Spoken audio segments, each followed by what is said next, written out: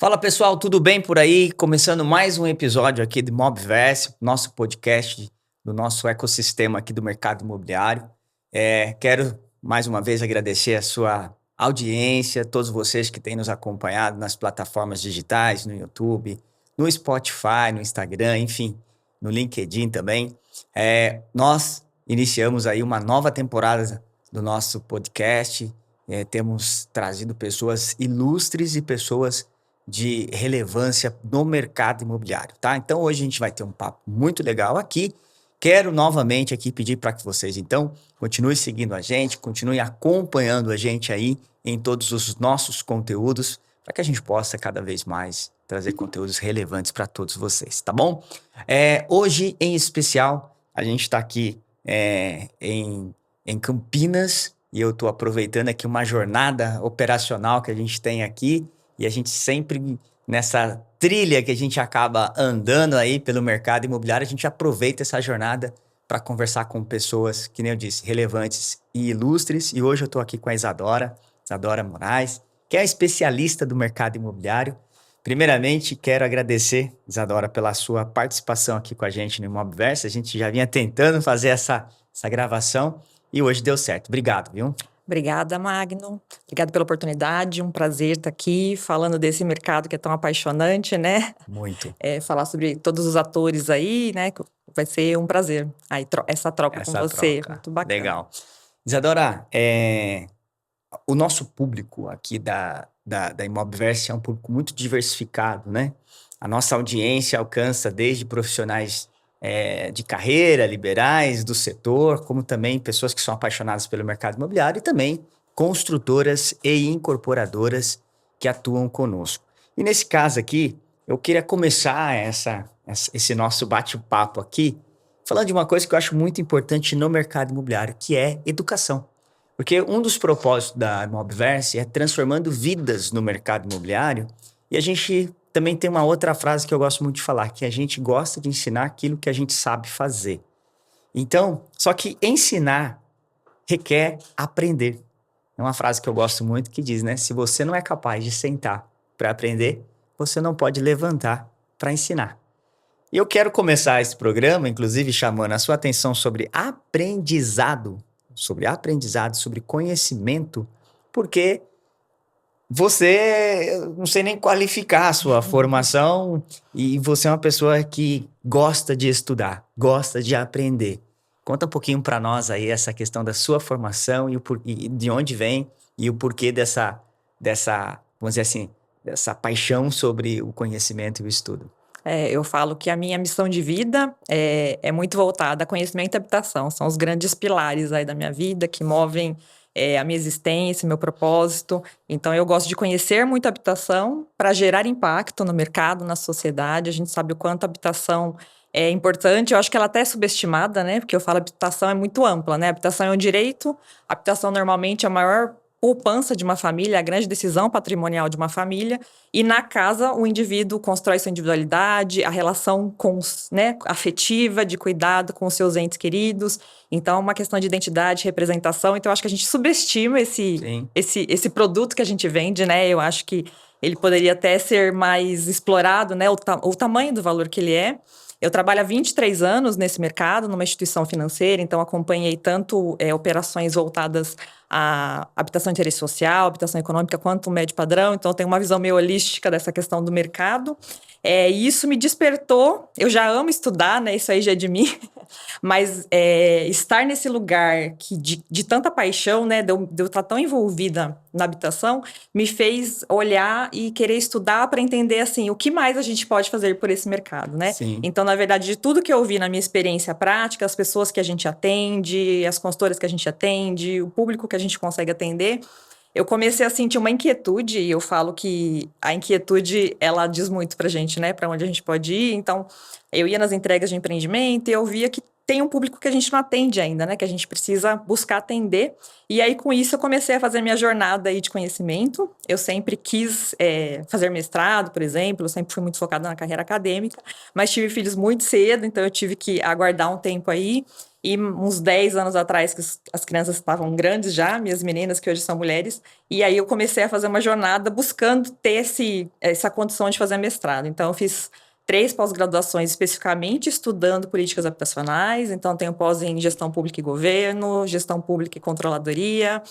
Daí eu fiz uma pós que foi muito bacana, desenvolvimento territorial, que você olha a habitação por outra forma, né? Porque quando você constrói um empreendimento, você pensa só naquele empreendimento isolado.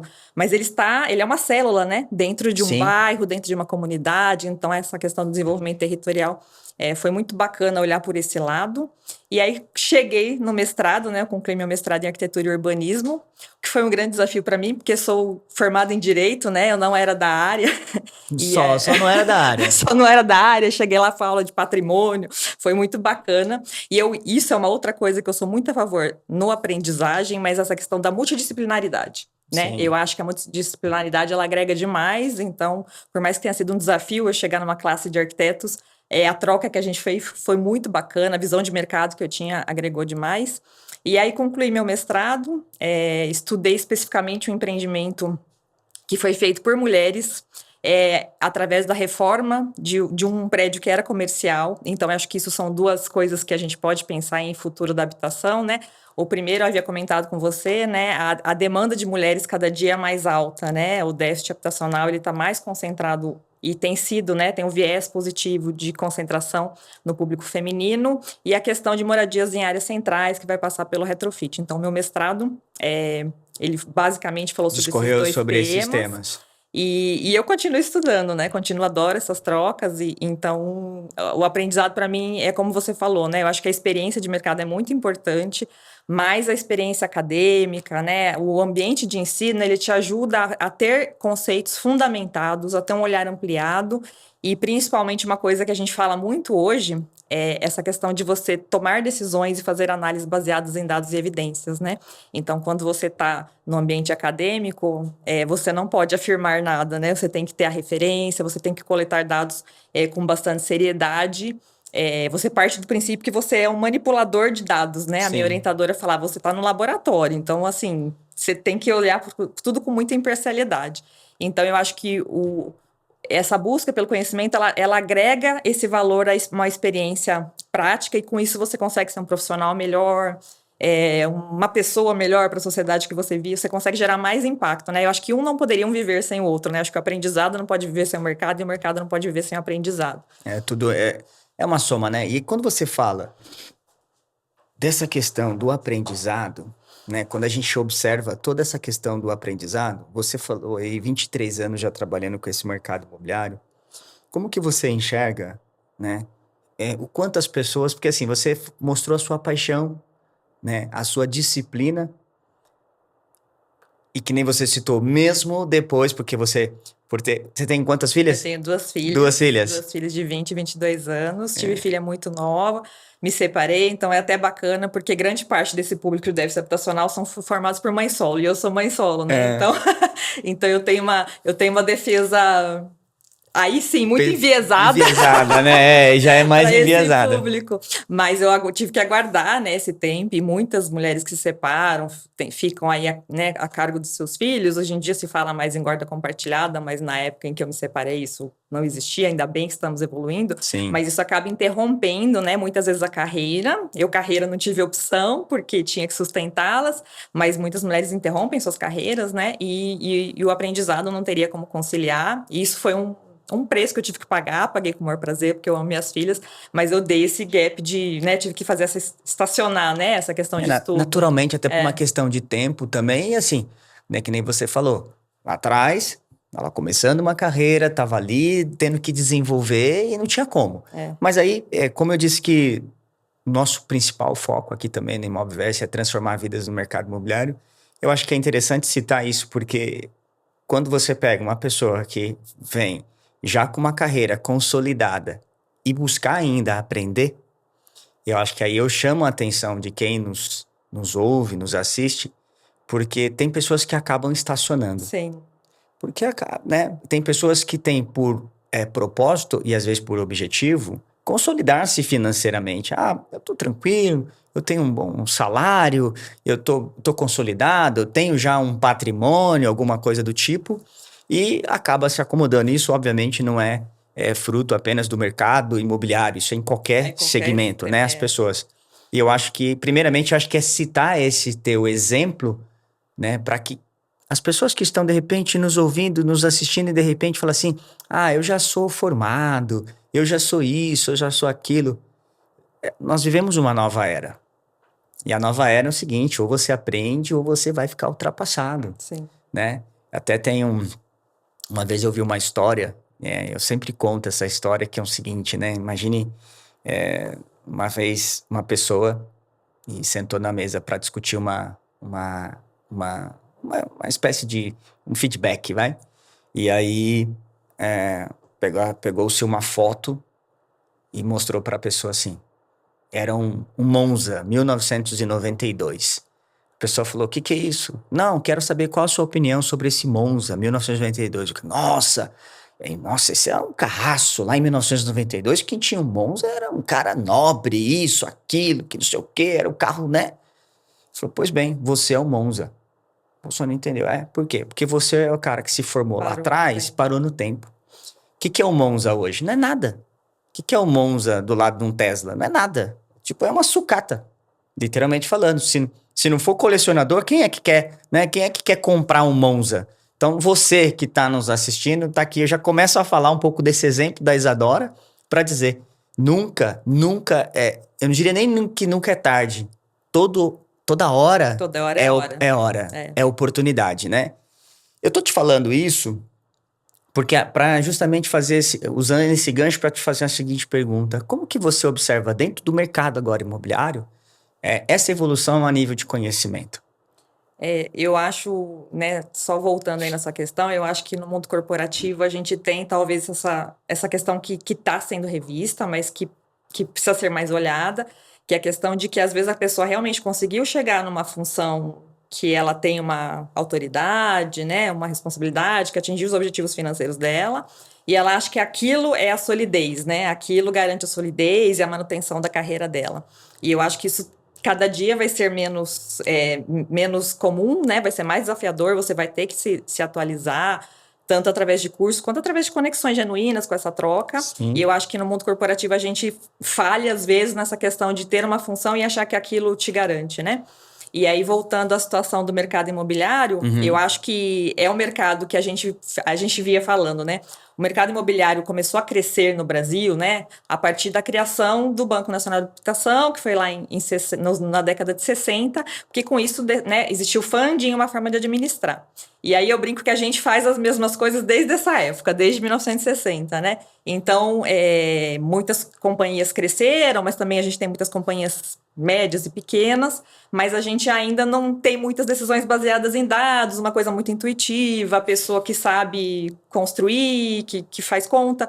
Então, assim, eu falo, 10 anos atrás, a gente tinha margens que permitiam que a gente fosse menos estudioso, menos disciplinado, analisasse menos dados, e agora a gente tem mais concorrência, uma margem mais encurtada, um mercado consumidor muito mais exigente, muito mais ligado à qualidade, à imagem que aquela empresa passa. Então, assim, acho que hoje não tem espaço. Então, é uma necessidade muito emergente de que a gente comece a se qualificar e a usar mais dados e evidências. Eu acho que isso tem mudado, eu acho que a gente vê o número de cursos de mercado imobiliário que tem surgido, né, palestras. Então, eu acho que assim, hoje as informações estão aí. Aí, no campo de corretores, eu vejo também que começou a surgir uma maior demanda por cursos, porque o próprio corretor era uma pessoa que também fazia aquilo, fazia 10 anos, né? Havia como oportunidade, alguém indicava, e aí acabava indo mais na intuição, né? No dia a dia, e eu vejo que tem sido estimulados esses cursos. Mas eu acho que aí vai de cada um tomar a decisão de ter uma estratégia continuada e com propósito, né? Porque Sim. Não adianta eu fazer 1000 cursos, assim, que tipo de corretor que eu quero ser? Eu quero trabalhar com luxo, quero trabalhar com econômico, eu quero ser gerente de vendas, então eu preciso estudar com administração. Então eu acho que tem melhorado. Eu acho que a gente precisa trabalhar, talvez, né, a qualificação dessas propostas, porque também hoje expandiu tanto, né, que tipo, qualquer um põe um curso na internet, então acho que tem que ter uma qualificação maior, mas eu acho que tem a autorresponsabilidade de ter um plano de carreira, né, ter um quero estudo ser, né? Eu preciso me encontrar nisso tudo, né? Mas você citou aí essa questão, você falou, né, há uns 10 anos atrás, e de fato. Eu acho que isso tem muito a ver com essa transformação que nós passamos no início do século, nos anos 2000, com a transformação digital, né?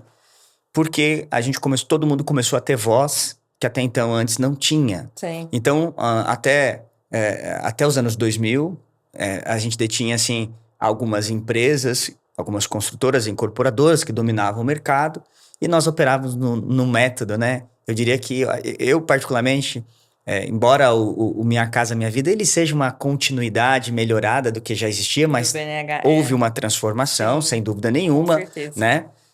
Eu digo que o mercado antes de março de 2009 é um e depois de é outro, né? Mas eu acho que calhou, no nosso caso aqui no Brasil, essa questão dessa transformação digital. E a transformação digital, por si só, ela trouxe uma transformação de comportamento das pessoas. O que naturalmente obriga a gente a olhar diferente a forma como atuar no mercado. Então, quando você diz a respeito de que as empresas, elas precisam, eu diria que se profissionalizar. Porque até então, antes a gente fazia lá eu costumo dizer, no Bumba Meu Boi, vamos lá, vamos fazer. E lançava, vendia, dava resultado e tudo bem. Nível de competitividade menor, exigência comportamental dos clientes menor, nível de conhecimento inferior. Agora não.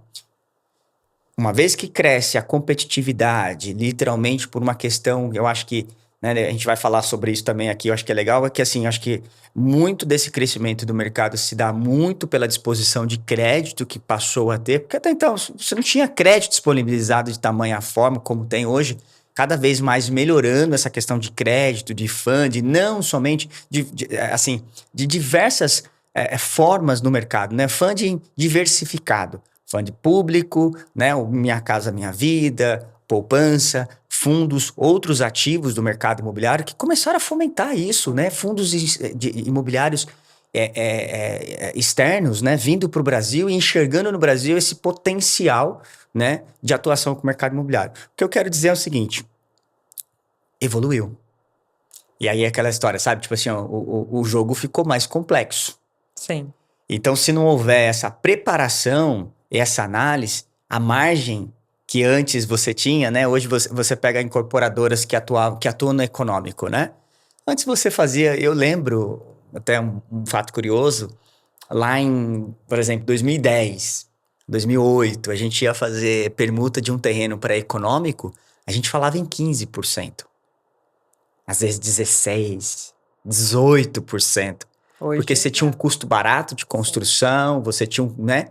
Uma liquidez quase que garantida, né?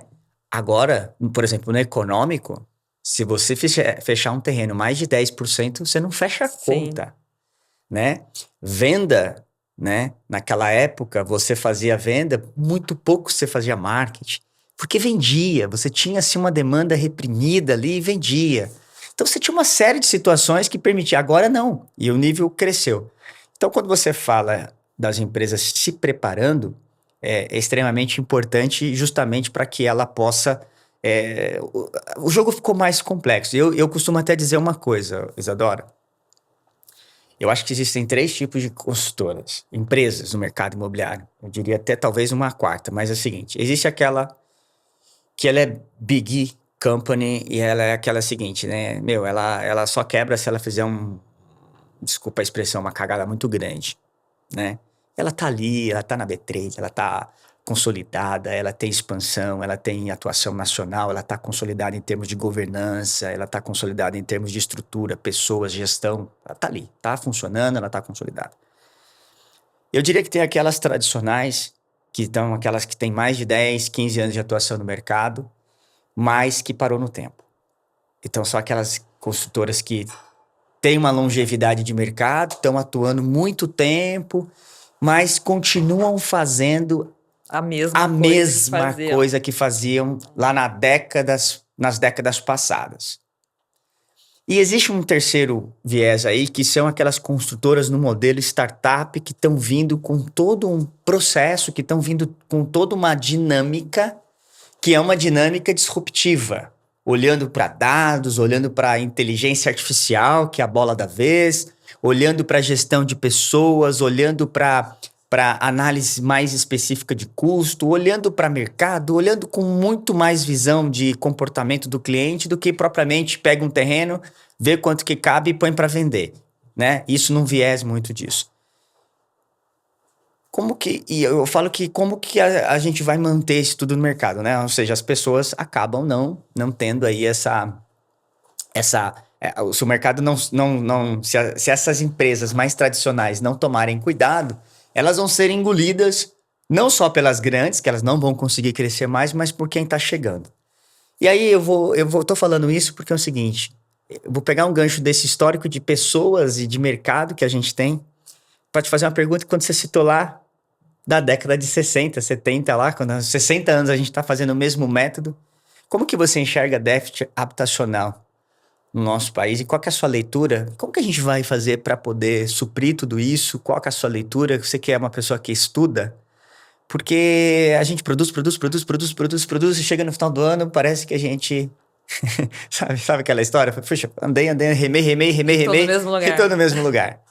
Eu falo que o déficit habitacional ele apontou uns pontos cegos do sistema, né? Então, o déficit habitacional, falando aí, né, voltando no BNH, foi criado para ter funding, para gerar moradia. Até então, a gente não tinha políticas tão estruturadas que dessem volume. Fala para quem está nos assistindo, o BNH, o que é? Banco Nacional de Habitação. Isso, que o pessoal, quem não sabe, gente, você está acostumado a falar minha casa, minha vida, tá? Quando você escutar o BNH. O Banco Nacional de Habitação foi criado lá na década de 60 para gerar moradias em mais grande escala.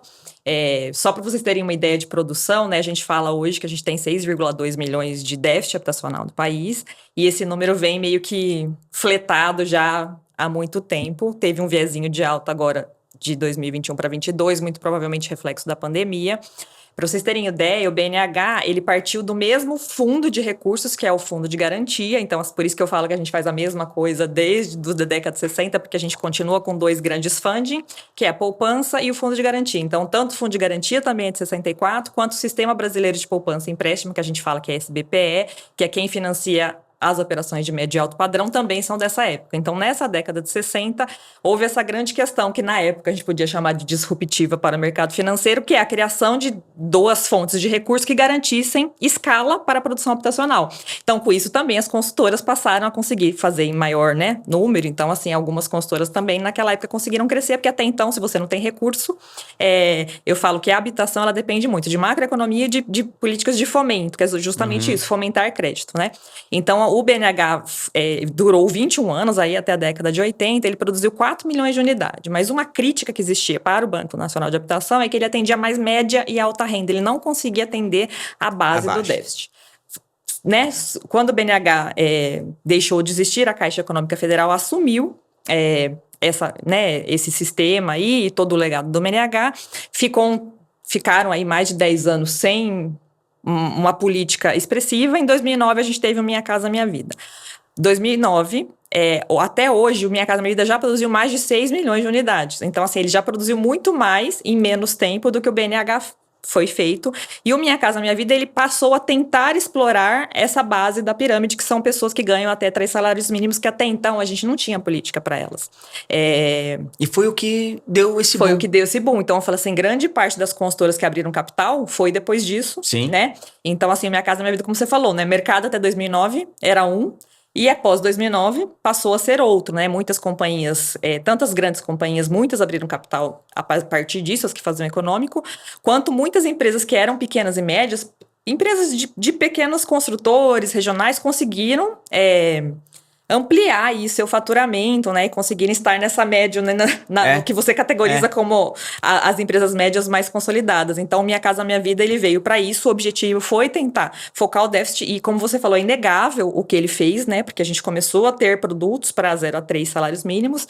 Né? Então, assim, foi um grande divisor de águas do sistema. Mas ainda hoje, olhando os números de déficit habitacional, a gente tem 6,2 milhões de unidades. Quando você fala de déficit também, eu gosto de desmistificar, porque quando você pensa em déficit, você pensa que a pessoa não tem casa ou não tem uma moradia. Isso não existe, né?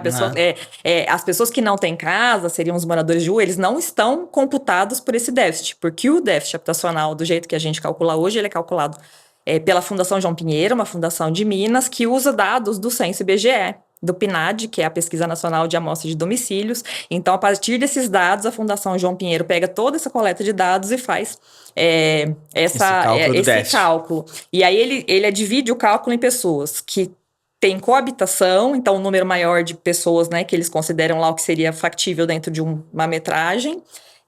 Precariedade de imóveis, que daí você vai olhar para saneamento, para situações básicas de habitabilidade, e ônus excessivo de aluguel, que eles consideram para pessoas que ganham até 3 salários mínimos, que pagariam mais de 30% de sua renda com o aluguel que elas estão pagando. Essa é a composição do déficit. Do déficit habitacional. Uma coisa que o Minha Casa Minha Vida mudou, assim, esses anos aí, esses 15 anos de Minha Vida mudou, as cidades conseguiram reduzir um pouco as pessoas que moravam em áreas de risco, que estavam em habitação precária. Então, houve um deslocamento. Então, se você pega o déficit habitacional de 2010, 2011, a maior parte das pessoas que estavam compondo esse déficit estavam em precariedade de imóveis precários. É o primeiro viés aí do déficit. Isso. E aí, hoje, já faz alguns anos, deslocou. Então, hoje, o maior número de pessoas, ela está focada ela está centralizada em ônus excessivo de aluguel. Então, isso aí demonstra uma questão de política pública. Talvez a gente não pudesse atender só com construção de imóveis, talvez a gente pudesse fazer locação social. Sim. Então, assim, em médio e alto padrão, a gente tem visto um direcionamento aí de multipropriedades para trabalhar aluguel. Então, por que não, às vezes, no econômico, a gente pensar em construir e fazer locação também, como uma forma para também atender essas famílias. E outra coisa que eu gosto de ressaltar em relação ao déficit, de uma forma bastante enviesada, por ser mulher, é que existe uma tendência existe uma curva positiva em relação à composição do déficit para mulheres.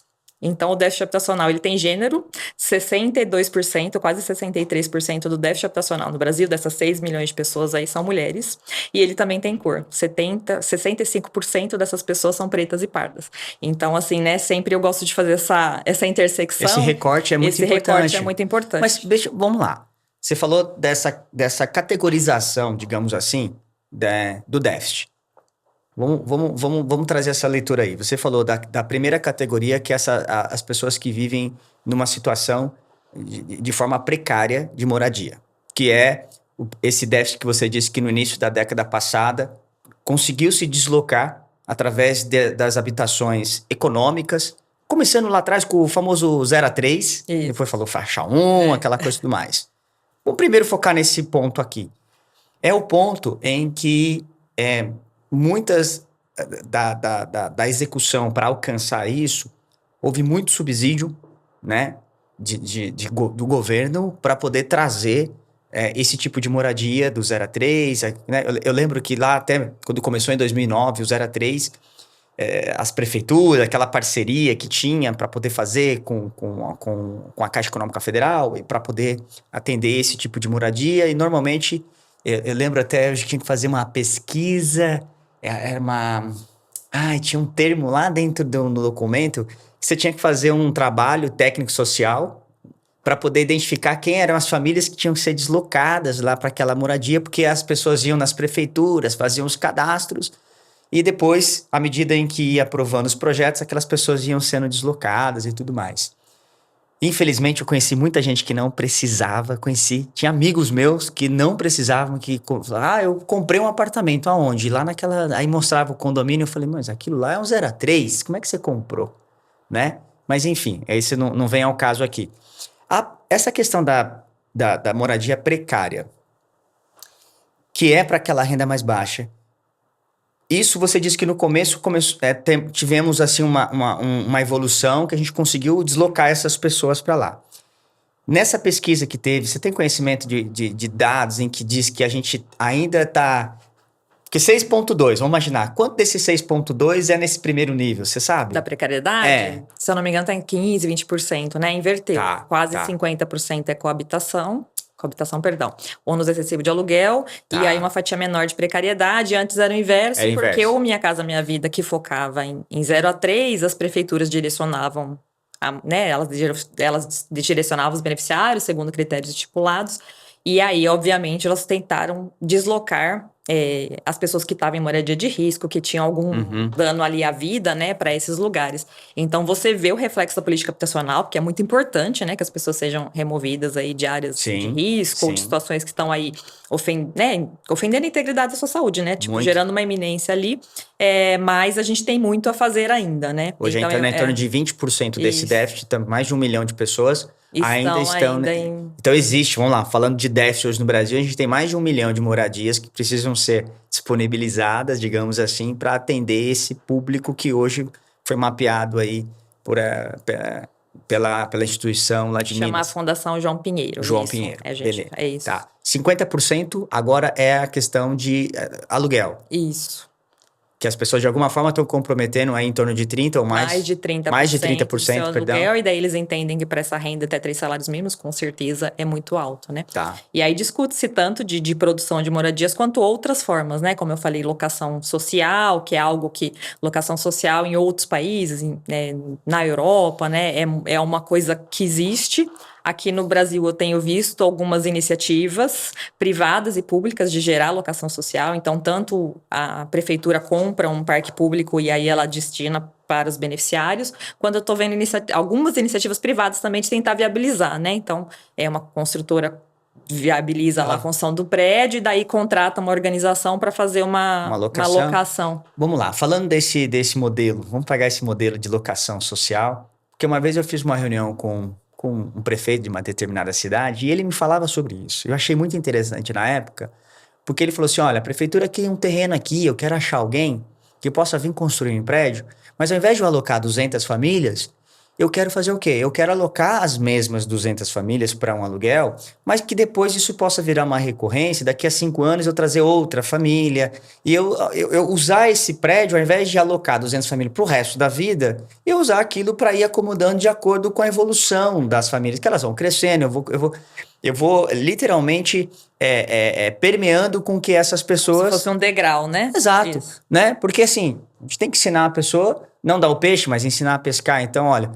E ele gostou, mas aí a gente entrou num viés que eu queria te perguntar a tua opinião. O que falta, por exemplo, para a nossa cultura de negócio, ou de tanto da parte governamental, ou mesmo das empresas privadas, para que a gente tenha isso? Porque a gente faz o mesmo, né? Ou a gente vai fazer lá na faixa de imóveis mais econômicos, naquele sistema convencional, que precisa ter todo um subsídio, porque as empresas privadas vão dizer, não fecha a conta. Não consigo construir mais, né? Um imóvel de 150 mil reais. Tem que ter, o terreno tem que ser doado, tem que ter subsídio daqui, acolá, e não fecha a conta. O que a gente precisa na sua visão e como que você enxerga para que isso possa, de fato, acontecer? Qual que é a sua opinião a respeito? Você fala em relação à alocação, né? Alocação social. Talvez a necessidade, talvez ser defendido isso como oportunidade de mercado, então a gente precisa de exemplos que sejam viáveis financeiramente e até como política pública, né? Eu acho que tem questões, né? Como a gente falou, faz 60 anos que a gente trata desse bem casa, que a gente fala que a casa é um valor de troca, porque ela tem um valor financeiro, e ela tem o valor de uso, que é eu ter um local para eu morar, mesmo eu não tendo propriedade. Então, só que no Brasil... Em muitas partes do mundo, o valor de troca, ele é muito consolidado. Então, como eu falei, né, é a maior decisão patrimonial de uma família, é a poupança de uma família. Você pensa uma família que compra aí um imóvel de 200 mil reais. Assim que ela conseguir quitar esse imóvel, ela passou a ter um patrimônio, que normalmente a gente tem valorização de imóvel, então vamos pensar que daqui a 10 anos esse imóvel está valendo 300, 400 mil reais. Então, ela saiu de um patrimônio provavelmente próximo a zero, porque a gente, né, o público com rendas menores tem dificuldade de fazer poupança por motivos óbvios, né? Eles têm que ter uma subsistência.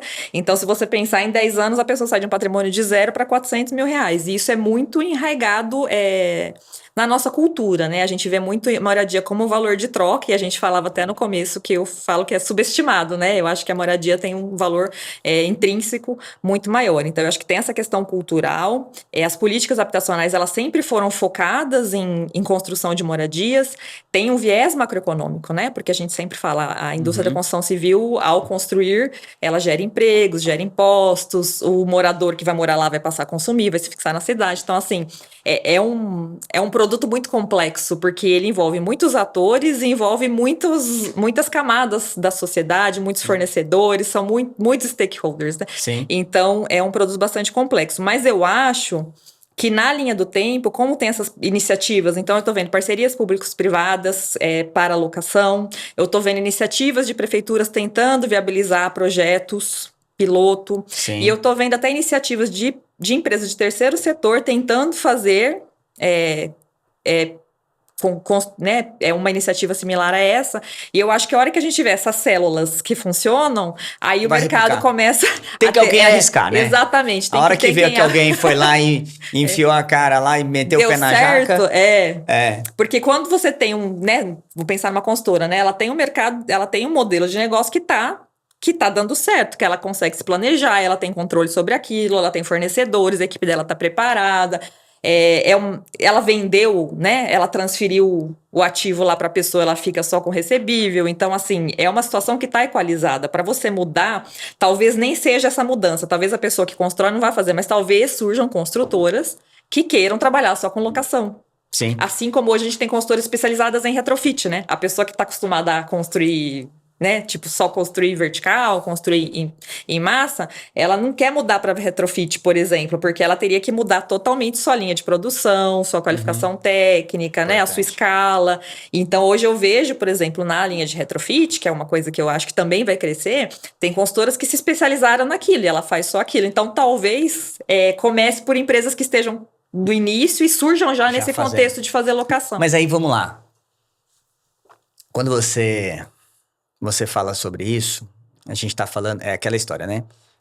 Eu diria que tá todo mundo assim, como se tivesse todo mundo assim em frente ao Mar Vermelho, né? E Moisés disse assim, vamos lá, gente, o mar tá aberto, vai. Alguém fala assim, e aí, você vai? Ah, se você for, eu vou. Né? Ah, gente, não sei. Tem que o primeiro corajoso dar o salto de fé. Nossa, ó, o mar abriu pra cá, e aí alguém tá falando assim, eu não sei não, mas e se eu estiver no meio do caminho ali, a água cair... E aí, vocês querem saber de uma coisa? Eu vou. Eu acho que ali foi todos os hebreus passaram, né? Brincadeiras à parte, fazendo essa analogia, precisa dessa iniciativa, talvez precisa ela tangibilizar, né? Precisa ter exemplos. Isso, mas porque alguém vai falar assim, eu não vou perder meu tempo para analisar isso, eu já tô aqui operando, tô fazendo as minhas coisas e tudo mais. Mas agora eu quero fazer uma leitura que é assim, e o futuro? Porque assim, você falou que a gente faz habitação desde 60 praticamente da mesma forma. Nós construímos da mesma forma. Sim. A nossa produção é manufaturada. A gente, né, embora existam iniciativas, a gente vê a transformação da tecnologia chegando, mas a gente vê também sinais muito fortes acontecendo, que é justamente o envelhecimento da mão de obra dentro da construção civil. A gente vê a economia, a nova economia transformando todo o mercado e o comportamento das pessoas que estão ingressando no mercado. Então, cada vez mais as pessoas estão saindo desse tipo de mão de obra primária, de execução operacional, Sim. Não só no mercado de trabalho da construção civil. Hoje, ninguém... né? Se a gente tem hoje uma questão de um número muito baixo, eu diria que estamos quase vivendo pleno emprego, acho que muito se dá porque a gente tem muitas pessoas que estão atuando economicamente de outras formas. Né? Quando a gente pega aí o déficit, né? Ou o número de empregos, você tem um déficit de 6, 7%, 7,2%, puxa, nossa, né? É um número expressivo, né? Você vai em alguns países aí, tá 20%, né? Porque mudou a economia, mudou o comportamento, mudaram as pessoas. Como que você enxerga a construção civil, o mercado imobiliário, daqui a 10, 15 anos? Vamos estar fazendo a mesma coisa? Você que é uma estudiosa do mercado, por quê? A pergunta aqui é assim, qual que é a sua leitura futurista disso? Como que você enxerga que as empresas vão se preparar? Porque eu acredito, não sei, talvez esteja enganado, que eu acho que do mesmo jeito que está sendo feito, dificilmente vai subsistir. É difícil pensar que daqui a 10, 15 anos a gente vai estar fazendo a mesma coisa, né? Eu acho assim, o mercado de construção civil ele é muito resiliente. Exemplo disso, pandemia, né? Que a gente, em plena pandemia, até por um reflexo macroeconômico da queda dos juros, a gente bateu recordes no médio e alto padrão, uma coisa que ninguém imaginava, né? Eu, com 20 anos de construção civil, Foi de surreal. habitação, em março de 2020, falei, gente, vai parar tudo. E aí a gente bateu recorde de construção. Então, assim, é um mercado muito resiliente, tem uma demanda muito alta ainda. A gente, apesar do envelhecimento da população, a gente tem novas famílias se formando, e eu acho que até elas contribuem mais para a vida real do mercado do que o próprio déficit habitacional, porque, como a gente falou, são pessoas, né, que nem sempre conseguem acessar crédito, a gente depende muito de crédito. Sim. Então, eu acho que o mercado ele permite que a gente continue um pouco conservador e, né, fazendo as coisas do mesmo jeito e subsista. Mas eu acho que tem alguns elementos que vão impulsionar. Essa, né, como eu falei, muitas vezes a gente é instado pela necessidade, né? Então, assim, essa questão da mão de obra, né? Como a gente falou, muitas vezes uma pessoa que trabalha numa manufatura ali de construção civil, o filho dela não vai querer seguir o mesmo caminho, né? Hoje, né, isso é bom por um lado, né, econômico, se você vê a evolução das famílias, mas por outro a gente vai gerar essa questão, né? Eu não vou mais conseguir construir de forma manufaturada tão tradicional e tão massificamente, porque eu não vou ter público para que construa. Então, isso vai gerar uma demanda de evolução. A pressão dos custos, a redução de margem também, eu estou vendo um esforço muito grande em gerenciamento de processos na construção civil, coisa que a gente não via, né? Como a gente falou, como 10 anos atrás a gente vendia, tinha liquidez e tinha custos mais apertados, eu brinco que 10 anos atrás parecia venda de refrigerante, não venda de casa, né? Que você chega na geladeira e fala, falta 50 garrafas e punha. Era muito fluido, né? E hoje em dia a gente tem maior concorrência, a gente tem consumidores muito mais exigentes, então até para padrão econômico, né? Todas as consultoras tiveram que subir, elevar aí, assim, né, a qualificação dos seus projetos, Sim. colocar mais benfeitorias, isso aumenta o custo, e a gente também teve uma inflação aí de custos, né, houve uma correção. Então, eu acho que hoje essa pressão dos custos também está fazendo, eu estou vendo muita questão de gerenciamento de processos, integração de dados, eu estou vendo um esforço, hoje eu atuo com pequenas e médias consultoras, e eu tenho visto um esforço, obviamente, de acordo com o porte da empresa, ele vai ter uma evolução, Sim. mas eu estou vendo que esse assunto está mais fomentado. Então, eu acho que a gente vai ter um impulso da necessidade em relação à mão de obra, vai ter um impulso da necessidade em relação a custo. Como as grandes estão mais focadas em evolução, inteligência artificial, tecnologia BIM, isso aí vai fazer com que as pequenas e médias tenham que acompanhar, porque senão elas vão ser jogadas. E eu acho que tem um outro impulsionador muito forte. Eu acho que nunca a gente teve tantas PropTechs, Construtechs. Então, é o que você falou, né? A presença das startups, que estão lá com iniciativas pensando em integração de dados, leads, tratamento de leads, inteligência artificial, georreferenciamento. Eu nunca vi tantas iniciativas. Outras alternativas de funding também, né? Quantas startups estão ali desenvolvendo alternativas de funding, alternativas de atender os clientes de outra forma. Então, eu acho que esses três, né? Basicamente, esses três movimentos, somados a um consumidor cada dia mais exigente, cada dia mais comprando uma conexão de valores, né? Então, hoje em dia, o consumidor ele tem que se conectar com os valores da empresa que você tem. Então, você vai ter que focar também, né, em ser essa empresa que o cliente quer se consumir. Então, eu acho que esses 4 fatores aí vão fazer com que, embora a gente tenha feito, né, nos últimos 60 anos as mesmas coisas, eu vejo que os próximos 10 anos talvez sejam mais disruptivos, né? Outra questão, a tokenização de contratos, que você está vendo pequenas iniciativas, mas que eu acho que a hora que romper vai ser rápido. Sim. Então, eu estou vendo alguns movimentos que me dizem que daqui 10 anos, né, vamos dizer aí 2034, 2035, a gente tenha realmente outros cenários, né? Sim. Eu acho que tanto com uma tecnologia mais aprimorada em relação à construção civil, outras fontes de financiamento, né, que não essas tradicionais, essas grandes fontes que a gente vê, Fundo de Garantia, SBPE, mais alternativas, né, uma não dependência em relação a essas questões, e talvez empresas especializadas em novas formas de acesso à moradia, não só construção. Então, talvez locação, a gente vê a locação por temporada aí foi um boom, mas talvez essa locação aí de longo prazo em multipropriedades, eu acho que isso deve aumentar. E o que eu torço muito, e estudo também, é que a gente olha a necessidade desses grupos que se formam, né? Então, a gente não tem imóveis ou empresas que se especializaram nessa pessoa, né, nessa população que está envelhecendo, que a gente chama de economia prateada, né? Sim. Na construção civil, a gente não pensa nisso.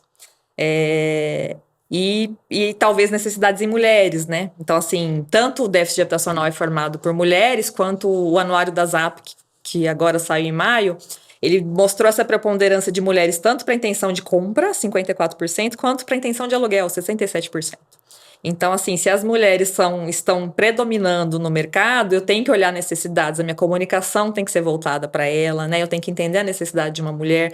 E eu acho que isso deve estar caminhando, assim. Eu estou muito animada com os próximos 10 anos. Eu acho que existem aqueles que estão tendo a iniciativa e existem aqueles que precisam ir atrás da iniciativa, que acabam sendo impulsionados, ou assim, olha, ou você vem, senão você literalmente não vai subsistir, porque a hora que, por exemplo, lógico, né, tem muita coisa para acontecer, por exemplo, no processo de cadeia produtiva, né, naturalmente, né, transformar o que a gente faz há décadas e de repente do nada transformar, embora já existam tecnologias, né, o pessoal fala em 3D, o pessoal fala, já existem bastante construções já não convencionais, como o bloco estrutural, então, ou seja, já tem muita gente fazendo um outro tipo de construção que não seja a convencional e o bloco estrutural, assim, falando grosseiramente aqui, mas existem essas outras iniciativas que você está dizendo que é justamente isso, né? Outros players entrando em termos de funding, fintechs, proptechs, a gente vê aí também essas possibilidades que você disse de outros tipos de moradia, oportunidades. A soma ou seja, esse conjunto de fatores vai inevitavelmente fazer com que a gente se transforme e tudo mais. E aí agora você citou uma coisa aí na tua fala que é muito importante, que é a ocupação dos espaços, literalmente falando, e eu nem chamo de ocupação de espaço, porque eu acho que o espaço não tem dono.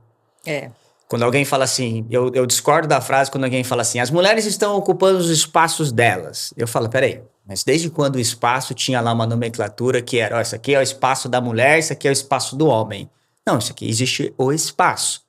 Eu acho que todo mundo tem a sua capacidade, né? E tá ali para ser ocupado por qualquer um, independente de opções, independentemente de qualquer coisa, de cor, de raça, mas infelizmente a gente tem uma questão cultural por trás disso, né? Que é justamente aquela questão que a gente vê da nossa cultura que ainda tem, que nem você disse, poxa, o déficit está muito concentrado nas mulheres, o poder de decisão está muito concentrado nas mulheres. Então a gente tem ali a necessidade que as empresas olhem aonde é que de fato está o déficit, mas também é o seguinte, aonde que é que de fato está o poder de decisão em todos os viés desse déficit, desde aquela precariedade de quem vai adquirir uma unidade ali naqueles 20% que você disse, da questão do aluguel e qualquer outro tipo de déficit.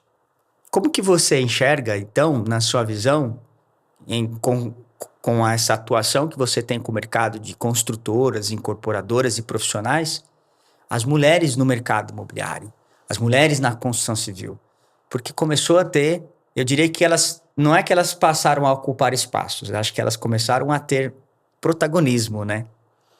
Acho que estamos começando esse movimento. Tem um fenômeno que a gente chama de teto de vidro, né? Então, assim, existe um fenômeno cultural, social, que eu falo, a gente não tem que brigar contra ele, a gente tem que reconhecer que ele existe. Então, eu até falo, quando a gente fala de equidade de gênero, né? Que seria o termo, eu falo que as mulheres no século passado, elas lutaram por direitos básicos. Então, assim, na década de 60 saiu o Estatuto da Mulher Casada. A partir desse momento, a mulher pôde trabalhar sem pedir autorização para o marido. Jogar futebol em 79, eu brinco, a Marta hoje tem lá 6 títulos, mas, né? E só que ela, até 78, ela não podia nem jogar. Então, assim, pra tentar deixar mais leve esse caminho que a gente tem de buscar... Tem que fazer essa leitura, né? Tem que fazer essa leitura, porque eu falo, cada mulher sofre individualmente, pensando assim, nossa, eu não consigo ocupar espaço, na minha empresa até tal cargo tem bastante mulher, geralmente quando sobem, né, quanto mais o poder de decisão, sim, existe essa dificuldade, a gente chama esse fenômeno de teto de vidro, e ele ele é a soma de o que todas todas as mulheres passaram, né? A gente está num processo de transição. Mas eu acho que a gente tem que fazer esse recorte histórico para a gente entender, não se conformar, obviamente, mas a gente entender que a gente está num processo evolutivo e que até 50 as nossas avós, as nossas mães lutaram por direitos fundamentais. Elas lutaram por votar, por ter direitos políticos, poder se separar, poder trabalhar, poder ter crédito, né? Década de 70, a mulher não podia ter crédito, ela usava o documento do marido. Então, a gente conquistou esses direitos e Não hoje... podemos esquecer disso para poder olhar o presente e projetar o futuro, Exatamente. né? Então, eu falo que isso dá uma... Eu faço algumas apresentações falando de liderança feminina, e eu sempre gosto de começar com essa linha do tempo, com esse recorte histórico, porque senão parece que você fica naquela dor do que você está sentindo hoje. Realmente, em muitos momentos, são muitos os desafios. Só que eu falo, se você olhar o recorte histórico, até o século passado a gente não tinha direitos políticos, isso é horrível. Mas, nossa, a gente conseguiu direitos políticos e agora a nossa luta é por representatividade. Então, em relação ao mercado como um todo e também imobiliário, eu tenho visto, hoje ainda, assim, o que a gente vê tem esse fenômeno que a gente chama de teto de vidro, né? É um fenômeno que a gente identifica sociologicamente, que é a questão de, tipo, para determinados patamares existem barreiras invisíveis que te impedem de subir ou que trazem muito desafio para que você suba. Sim. Mas eu acho que tem crescido. Hoje, quando você olha, né, normalmente para cargos até um médio padrão de decisão, você olha, as mulheres realmente aumentaram. E cargos decisórios, se olhar posição em conselhos, a gente tem 20% hoje. Não retrata a realidade do Brasil, né? Se a gente tem mais de 50% são mulheres, por que eu tenho 20% em conselhos? Então, se você for olhar esses dados de grande representatividade, a gente ainda tem muito a crescer. E a gente ainda pega caso. Então, assim, a presidente da gente ressalta, né? Fala, a pessoa né? comemora, olha, aquela pessoa, né? Então, tem até uma propaganda que eu vi esses dias que fala assim, eu não quero ser eu quero ser mais uma, né? Então, eu acho que o objetivo, e eu acho que cada mulher que consegue alcançar um cargo de liderança, ela tem que ter essa responsabilidade na fala, na ação, na mentoria, para que assim, eu não quero ser eu quero ser mais uma. E para isso eu tenho que realmente envolver e ser rede de apoio para outras mulheres, e toda vez que eu tiver um espaço de fala, eu saber dessa minha responsabilidade. Mas eu tenho visto o mercado imobiliário com bons olhos, eu não tenho dados, né, estatísticos, mas eu vejo assim, você vai em canteira de obra, você vê muita engenheira, muita mulher, muita coordenadora de obra, eu tô achando isso fantástico, porque tinha esse estigma, né? Né? Era um espaço mais ocupado por homens. Você conversa com colegas que estudaram 20 anos atrás e fizeram engenharia, tinha 2, 3 mulheres na sala, né? E hoje você vai em canteiras de obra, muitas mulheres. Em novos negócios, que era também um ambiente muito masculino, eu tenho visto muitas mulheres. Então, assim, eu acho que a gente está realmente no momento que estamos ocupando novos lugares, né? Eu acho que é legal a gente chamar de representatividade. A gente está tendo representatividade em vários espaços, e quanto mais tiver, isso mais vai reverberar, né, para que a gente consiga aí passar para um ambiente mais equânime, que eu gosto de defender também. A equidade não é para as mulheres, é para a sociedade, porque se a gente está falando que maior parte do poder de decisão, do déficit habitacional, da intenção de compra é mulheres, se eu tiver uma empresa feita por 100% por homens, eu não vou ter o olhar do meu maior cliente, né? Então, eu ter ambientes equânimes, diversos, vai permitir que eu consiga entender maior todo o universo dos meus clientes, né? Eu vou ter uma visão. Existem estudos de que empresas, né, mais diversas são mais lucrativas, têm maior retenção de talentos. Então, eu sempre gosto de fazer essa ressalva, né? Não é uma luta das mulheres, né? Eu acho que é uma missão da sociedade e que vai trazer reflexos positivos para a sociedade, tanto de justiça social quanto de lucratividade, de melhor desenvolvimento de produtos, de melhor compreensão do cliente para quem eu quero servir. E aí você falando de produto, você citou aí, né?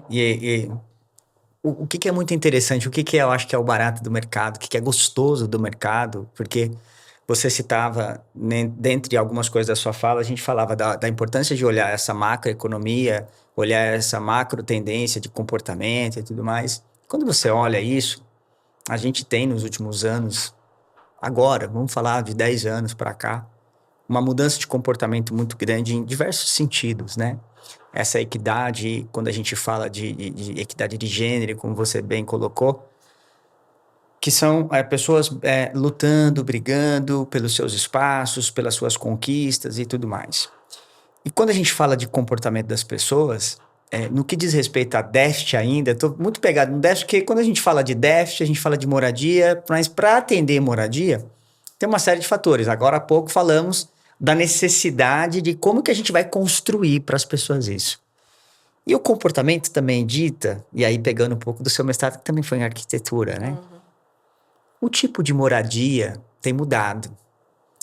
A própria pandemia trouxe também isso, porque, né, você tinha antes cada vez mais o achatamento das unidades, né? Aí, de repente, veio assim o enclausuramento e falou, nossa, preciso de espaço, né? Só que agora tem uma tendência que é o seguinte, eu preciso fazer pequeno porque a conta não fecha, a conta dela. né? Aí fica aquela briga, enfim, né? Mas o comportamento das pessoas tem mudado, inclusive o envelhecimento da população também é um outro indicador muito importante. A gente tem nas próximas décadas, né? No nosso país, por exemplo, daqui a 10, 15 anos a gente começa a chegar num platô de crescimento, porque 30, 40 anos atrás, as famílias tinha lá 4 filhos em média, né? Hoje é menos que 2, né? A fecundidade é 1,7, menor, se eu não me engano. É tardia, Sim. Né? E nem você tá aqui um exemplo claro, eu fui mãe cedo.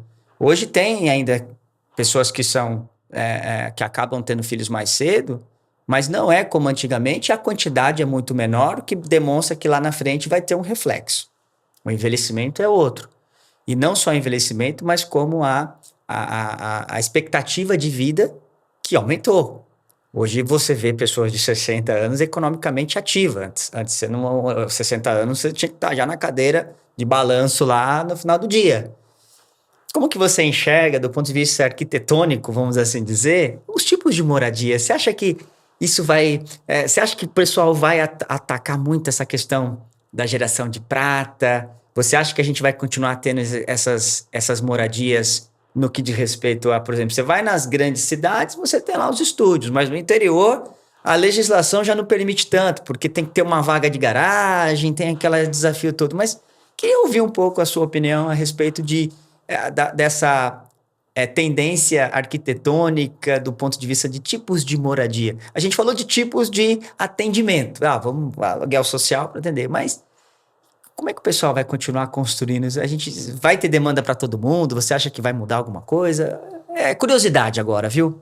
Eu acho que o mercado ele precisa olhar para esse público, porque ele vai representar grande parte do nosso público, né? Como a gente falou, vai ter menos filhos. Então, a gente, década de 60, quando criou o BNH, lá era a média de 6 filhos. Agora, hoje a gente está com 1,7 filhos. Então, quem que vai ser um dos grandes mercados consumidores, né? Vai ser a economia prateada, que inclusive tem uma concentração de renda, em média, aí, bastante significativa. Eu acho que para este mercado, eu vejo algumas pequenas iniciativas, eu ouço falar, mas eu acho que o que está faltando, ouvir o consumidor e pensar nos atendimentos. Então, assim, primeira coisa, hoje a gente tem uma dificuldade, por exemplo, se eu for falar em financiamento, eu tenho uma dificuldade, porque os bancos financiam, né, o teto para financiamento é a idade da pessoa mais 80 anos, e a gente realmente está aumentando a expectativa de vida. Então, essa é uma questão que o mercado financeiro talvez tenha que olhar, né, porque hoje, mesmo que eu fale assim, se eu tiver 70 anos eu consigo financiar em 10, mas aí eu tenho um preço de um seguro, o seguro varia de acordo com a idade, então praticamente eu inviabilizo o atendimento dessa pessoa financiando. Então hoje, se você for pensar nesse mercado que é muito, que tem uma concentração de renda, caso ele queira optar por um financiamento, praticamente ele está excluído. Tá excluído. E eu acho que outra questão é olhar para necessidades. Eu vi até alguns exemplos de, foi lançado um empreendimento para a terceira idade, não deu muito certo. Mas eu acho que falta realmente fazer uma pesquisa qualitativa em relação a esse público, né? Eu vi um caso assim, parecia uma clínica. E é como você falou, o pessoal de 60, 70 anos hoje é mais ativo que muitos de nós. Então, não é um asilo, né? Para construir um asilo. Então, eu acho que às vezes a gente parte do pressuposto de querer atender um público, só que sem fazer uma pesquisa qualitativa. Conhecer. Então, assim, o que eu tenho visto, algumas consultoras tentarem fazer comunicação em relação a mulheres, porque entenderam isso. Mas aí eu vejo, assim, talvez uma versão, não engloba todas as mulheres. Então, eu vou lá e faço no meu plantão uma discussão sobre alguma coisa estética, um curso de automaquiagem. Isso aí atende mulher, mas é só isso. E as mulheres investidoras, as mulheres executivas, as mulheres... Então, eu acho que a gente precisa investir em pesquisa qualitativa, porque a pesquisa quantitativa, ela indica uma tendência. Então, eu sei assim, olha, mais de 60% das mulheres... Mas é a ponta do iceberg. Agora, assim, tá, eu tenho essa tendência, mas como que eu vou atender esse público majoritário? Aí eu preciso de uma pesquisa qualitativa. Quem são as pessoas? São investidores? Onde elas trabalham? Que tipo de comunicação eu tenho que fazer? E eu acho que falta isso tanto para mulheres e para a terceira idade, para a economia prateada, muito Vou te mais. falar com um viés aqui de quem trafega, às vezes, com pessoas e de construtoras, eu vejo assim. Eu acho, minha opinião, que boa parte do mercado criam produtos errados, sabe? Porque eles criam produtos baseados num estudo de massa para tangibilizar a viabilidade financeira. Sim. E assim, olha, eu diria, posso estar enganado, isso aqui é opinião, não tem nenhum dado científico que eu vou dizer. Mas eu acho que 90% das construtoras, né? E acho que eles vão me esculachar a hora que eu falar isso aqui, mas eu acho que 80, 90% não sabe fazer viabilidade de empreendimento. Porque eles fazem viabilidade de empreendimento da porta Para dentro. da arquitetura e engenharia para dentro. É. Eu acho que existe aqui uma falsa ideologia, na minha opinião, de que o cliente é o centro de tudo. Quando, de fato, o cliente, de fato, na realidade, no propósito, e não apenas na fachada da empresa, da missão, da visão, dos valores, aquela coisa, quando, de fato, o cliente for o centro, eu acho que aí as empresas vão começar a fazer esse nível de investimento.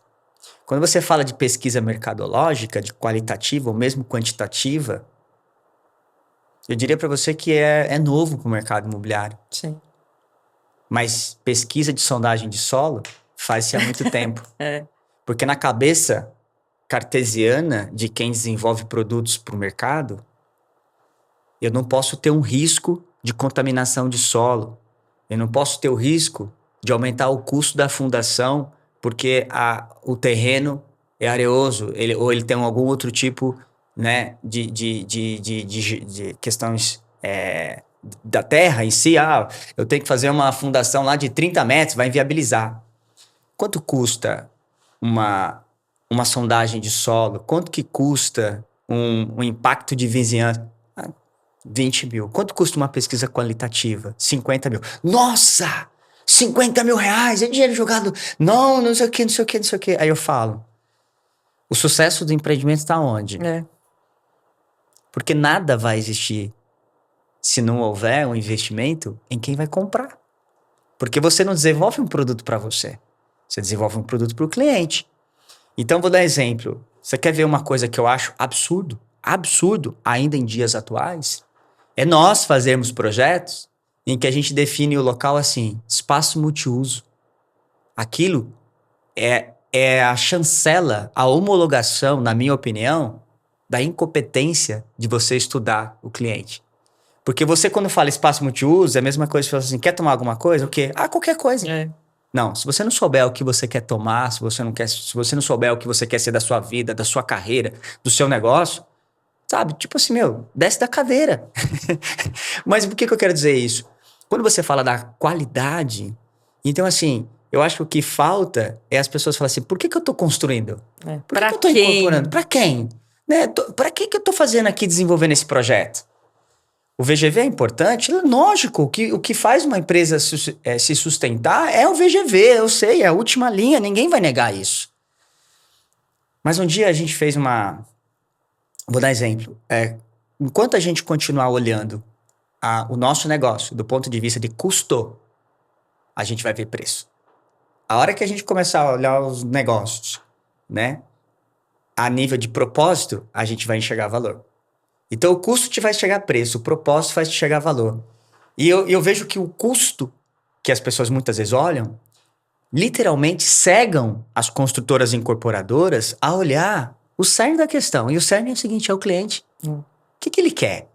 E aí, quando você fala, vamos olhar para as mulheres, porque as mulheres agora, né, é a bola da vez. Aí faz uma propaganda da mulher. E aí o espaço do condomínio, a gente fala assim, coloca aí salão de beleza.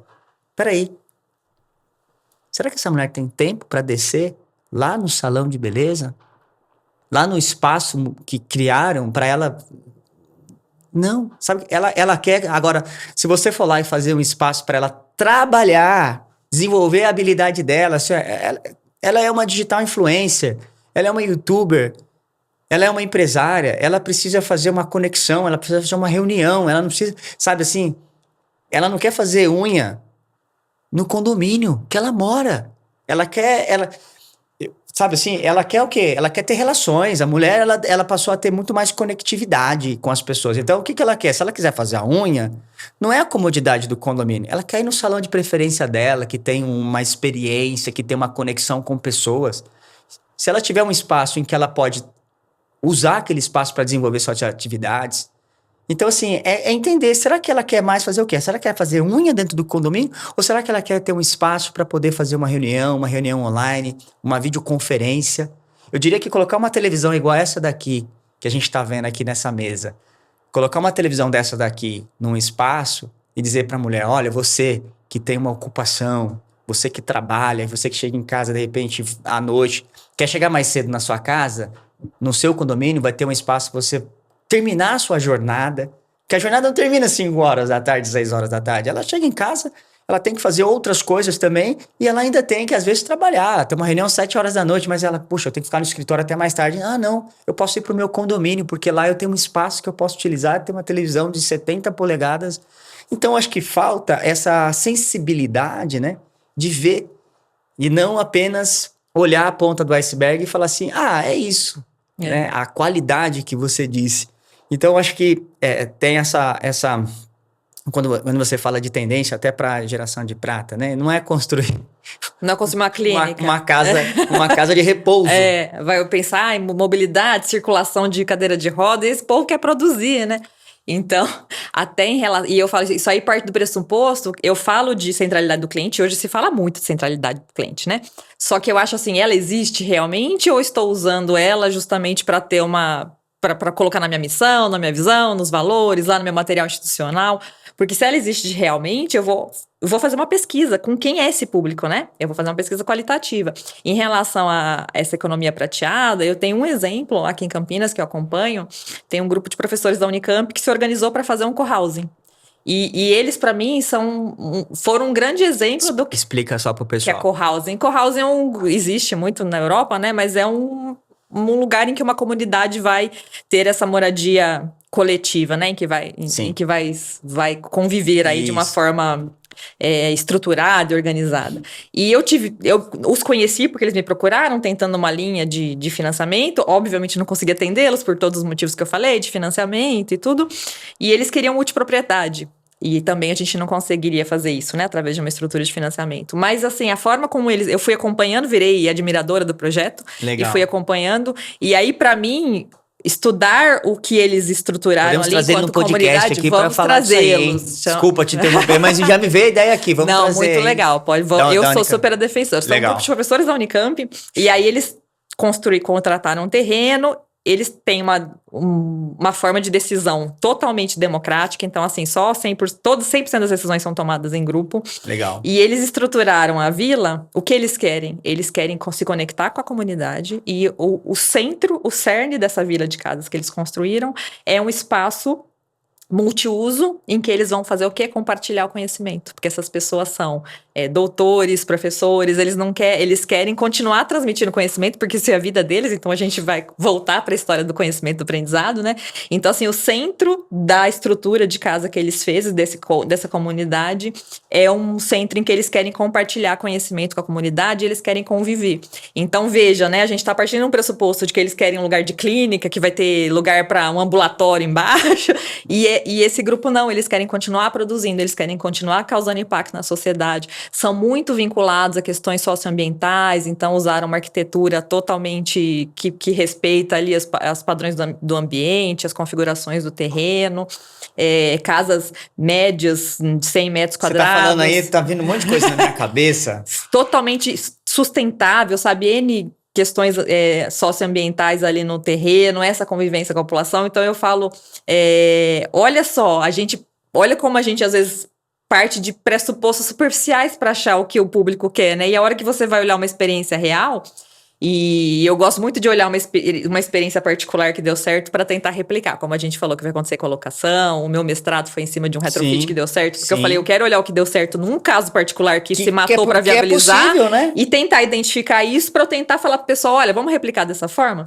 E esse estudo aí, que eu acho que é super bacana você trazê-los aqui, eu acho que para mim é um super indicador do que esse mercado que a gente está presumindo que quer conforto, que quer condição de ser atendido para a saúde, não, eles querem continuar conectados, eles querem interações multigeracionais, eles querem super vinculados a princípios e práticas ESG, querem ter locais para que eles consigam compartilhar o conhecimento deles e fazerem trocas. Então, olha como é diferente, né? O que esse público está querendo do que eu estou imaginando. Então, como que eu vou construir algo para esse público que seja comercialmente viável e gere valor para minha marca se eu não estou ouvindo, se está tão descolado o que eu estou desenvolvendo com que quando o público desenvolve é feito, né? Isso remete aí a um pensamento, a um raciocínio que eu quero trazer aqui agora. Você falou no início aqui, logo quando você foi falar sobre a sua jornada de conhecimento, você falava sobre o seu propósito, né? E cada vez mais isso tem se tornado mais latente, independentemente do viés, se é latente para atender um viés comercial ou se de fato está chamando a atenção para a gente entender. Porque muito se fala, né? Qual é o seu propósito e tudo mais. E quando você traz um estudo igual a esse, remete muito ao seguinte, né? Porque a gente pode fazer um produto e atender os anseios comerciais, vender e tudo mais. E tá tudo certo, não tem nada de errado nisso, né? Mas você fala, bom, fiz a minha parte, contribuí o meu papel social, que foi construir um empreendimento com recurso público, com a entidade privada, de ir lá e fazer 200 apartamentos, vendi para quem estava morando de aluguel ou que estava em outro tipo de situação, moradia cedida, e comprou sua casa e tá aí. Eu consegui fazer um produto acessível. Ok, não tem nada de errado e tudo mais. Mas a partir do momento que você vai um pouco além disso, né, a gente fala desse viés um pouco mais pessoal, social e propósito. Eu tô te falando, tô trazendo à tona um pouco dessa questão de propósito para falar um pouquinho sobre a gestão de pessoas. Porque a gente hoje, cada vez mais, a gente está sendo impulsionado, está sendo compelido a gerir pessoas e os seus caminhos. E quando a gente fala da geração prateada, quando você falou isso, o que vinha na minha mente, tá? A gente vive uma sociedade agora, principalmente essa geração, a Y, nem a X, falando as mais para frente aí, que ela cada vez mais vai ter um tipo de experiência diferente e uma falta de conhecimento que nem a gente falava do público dos direitos femininos. Então, quem hoje briga por alguma coisa maior não sabe que ali atrás era um direito fundamental.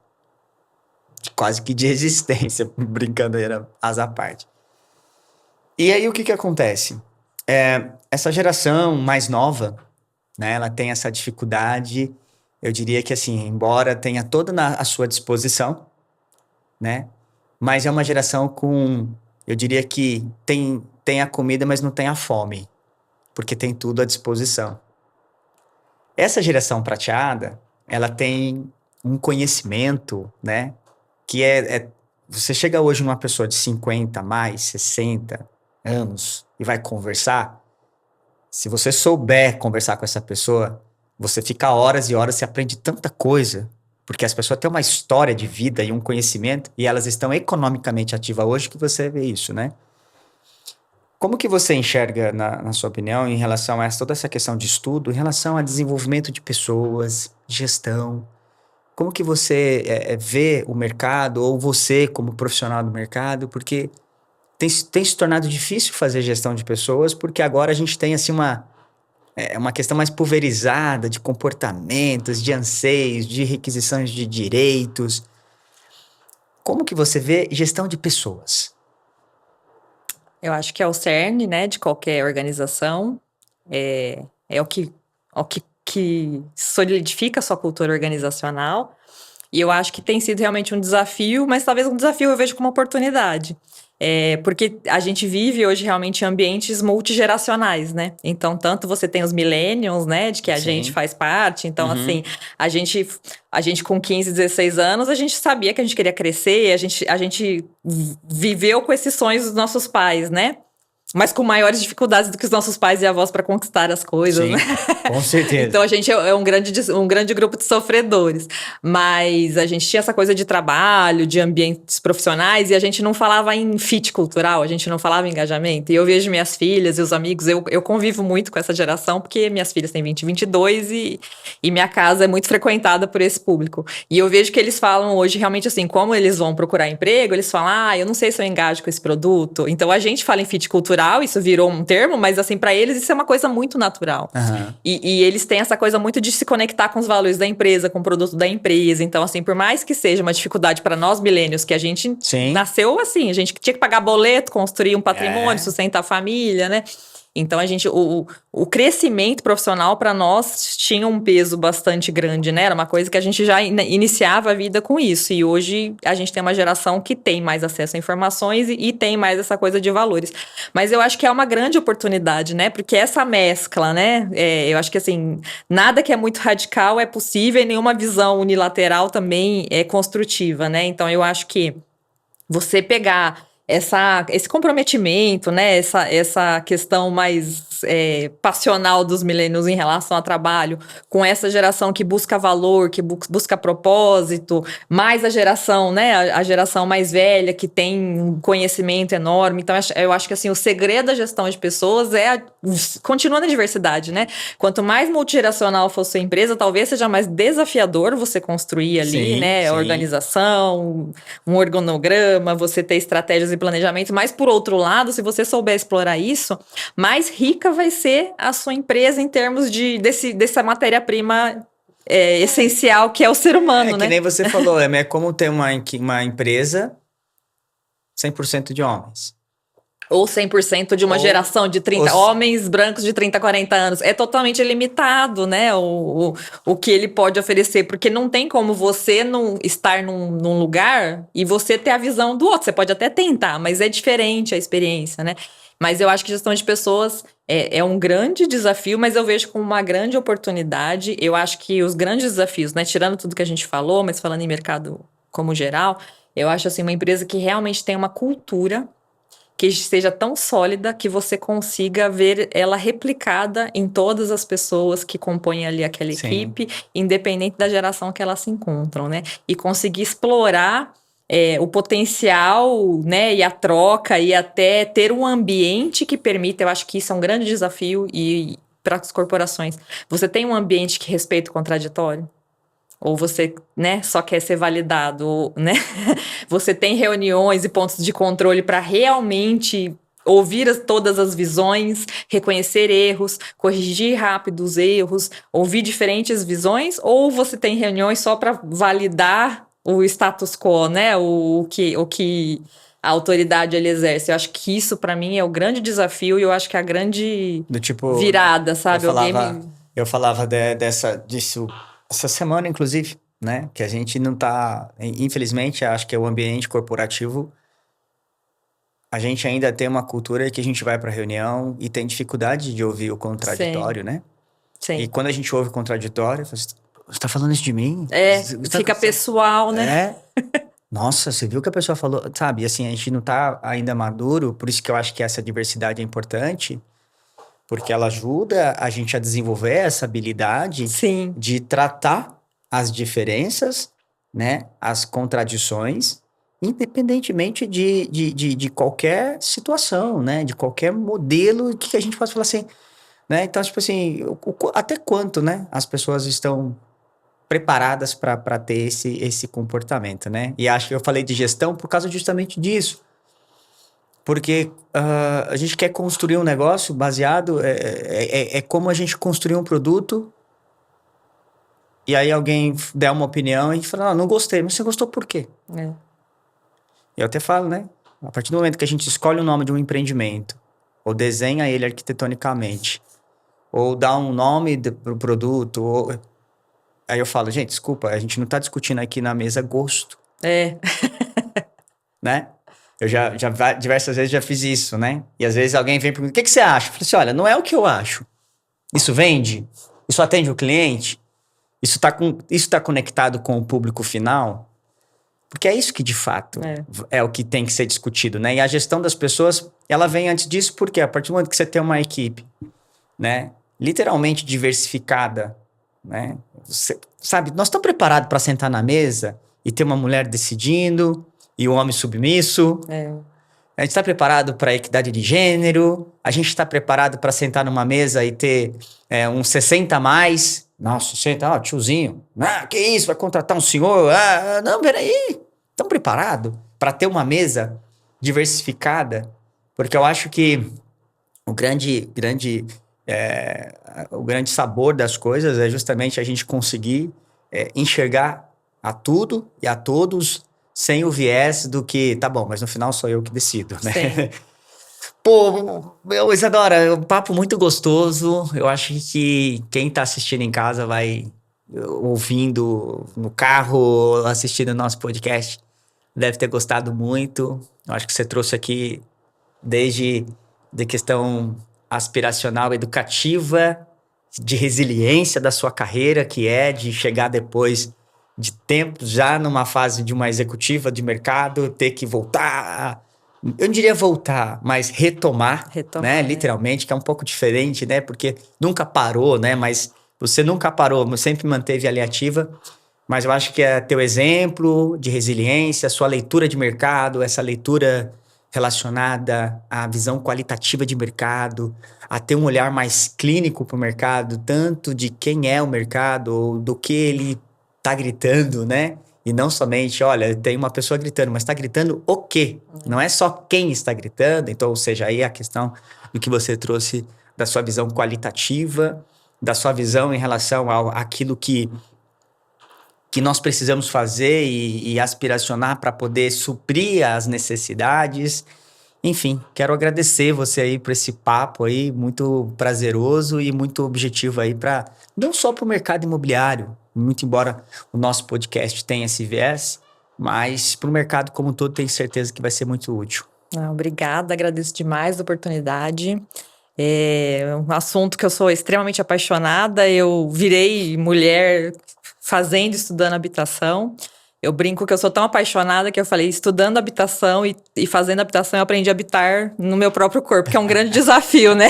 A gente exercer a própria existência e com certeza estar nesse mercado e entender a moradia, o lar como esse bem tão maravilhoso, né? Tão diverso e tão essencial para o ser humano, fez uma grande diferença na minha vida. Então, um prazer poder falar sobre isso, discutir sobre isso, e espero que tenha gerado aí algum valor, algum questionamento. Eu falo que eu não gosto de certezas, né? Eu gosto quando eu saio de reunião, de eventos como esse, eu gosto de gerar dúvidas. Legal, isso é legal. Eu gosto de gerar dúvidas e reflexões, eu não gosto de impor nenhuma certeza, mas eu espero que o papo aqui hoje tenha gerado aí insights, reflexões, uma revisão de pontos de vista. Eu espero que tenha contribuído. Foi um grande prazer. Conte comigo.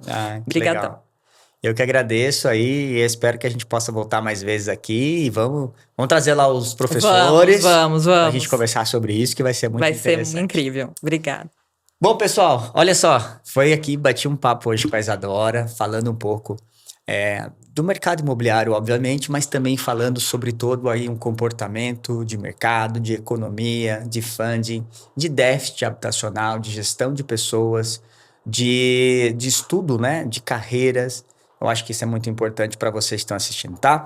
Lembrando aí vocês que no mês de agosto, tá? Trazendo um recado para vocês, mês de agosto a gente vai ter a nova edição, né, do Imobverse Connection, que vai ser lá em Alphaville. Fica ligado aí que a gente vai ter grandes coisas para mostrar e para estar com vocês aí neste dia, né? Vai ser no mês de agosto, lá em Alphaville. A gente está preparando aí uma nova edição do Imobverse Connection, tá? Continua seguindo a gente aí e eu espero vocês no próximo episódio.